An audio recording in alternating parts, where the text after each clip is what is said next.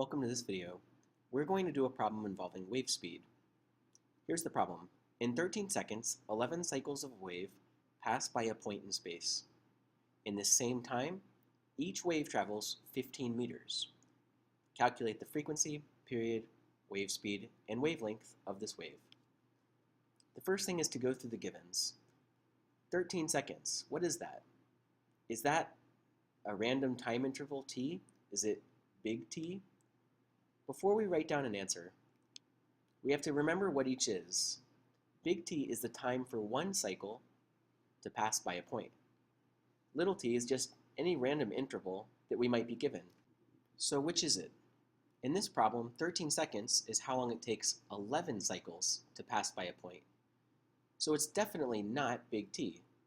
This is just a random amount of time. The next given is 11, which is the number of cycles. Then we see the value 15. We know this value is a distance because it has units of meters, but is it the wavelength? Is it just a random distance s? Before we write anything down, remember that this is the distance that each wave goes in a random amount of time, little t. So this is not the wavelength. It's a random distance s, which corresponds to this random time, little t. Okay, first we find frequency.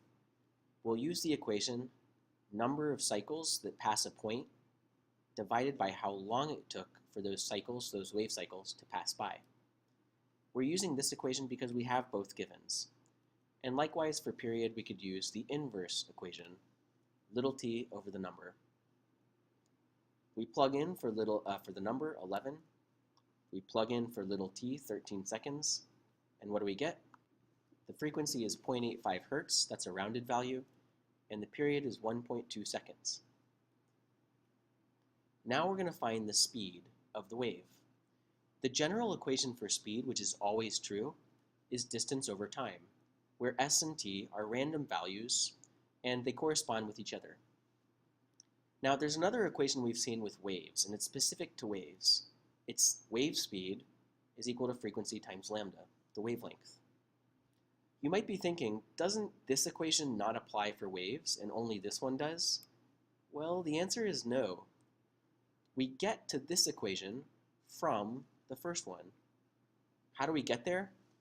By asking the question, how much time does it take to travel one wavelength?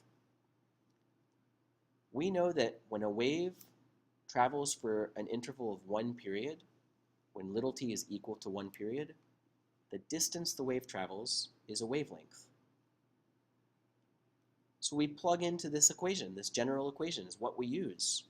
We plug in the value c because we're applying the equation to waves.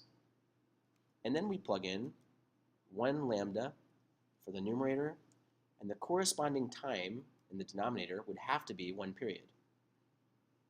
Then we break out the lambda out front, and we say 1 over t is the frequency.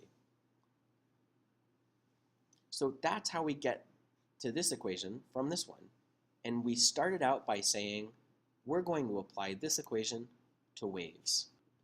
So both of these equations are true.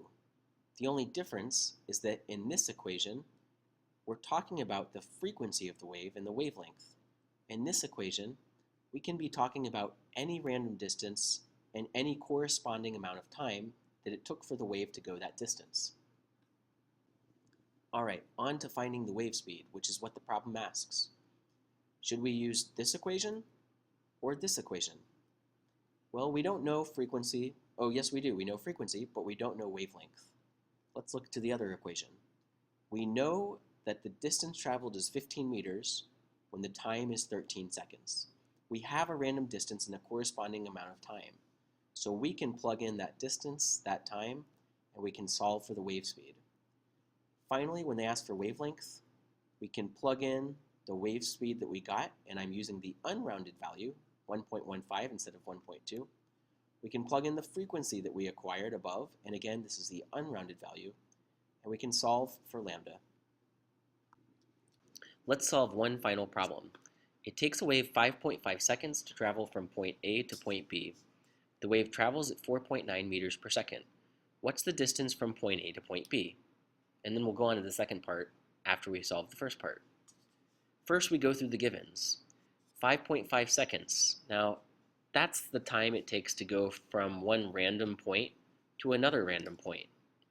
So that's just little t, a random amount of time. They don't say that's how long it takes for one wave cycle to pass a point in space. Next up, we have 4.9 meters per second. Because the unit is meters per second, that's the wave speed. And they say that's how fast the wave travels. We're asked to find the distance from A to B. This is little s, a random distance. It's not the wavelength. The way we know is because this distance is between two random points. We have two equations to look at. We can use this one on the left or this one on the right. Now, of course, the equation on the left we can apply to wave speed c. So which do we use? Well, we have little c, we have little t, so we're going to use this one to find s. Besides, s doesn't appear in this equation. So we use the equation, we plug in our value of c and the value of t, we solve for the distance to get this.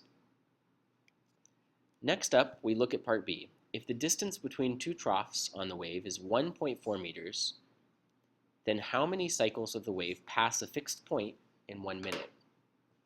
So we're given this value 1.4 meters, which is the distance between troughs. Because that's the distance between troughs, it is being defined as the wavelength. So 1.4 meters, because it says distance between troughs, that's the definition of wavelength. This is lambda. We're asked to find how many cycles. That's the number. So our unknown is the number of cycles. And the time interval we're evaluating is 1 minute.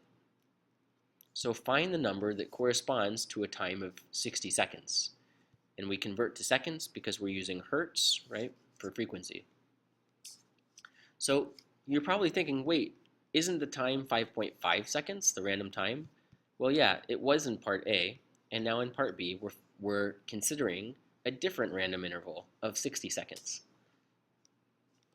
We're going to use this equation for frequency, number over little t, because we're looking for the number and we have already little t.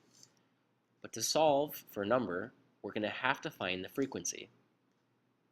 We find the frequency from the other wave speed equation, not this general speed equation, but the wave speed equation. We know c is 4.9, here it is. We know lambda, that was just given. The distance between troughs is 1.4. So we can calculate the frequency. So now we come over to here again and we plug in that frequency. We plug in the 60 seconds that we're evaluating. And if 3.5 wave cycles pass a point per second, right? Hertz is per second, 1 over a second. Then we multiply the two together to get the number in 60 seconds, which comes out to 12.25.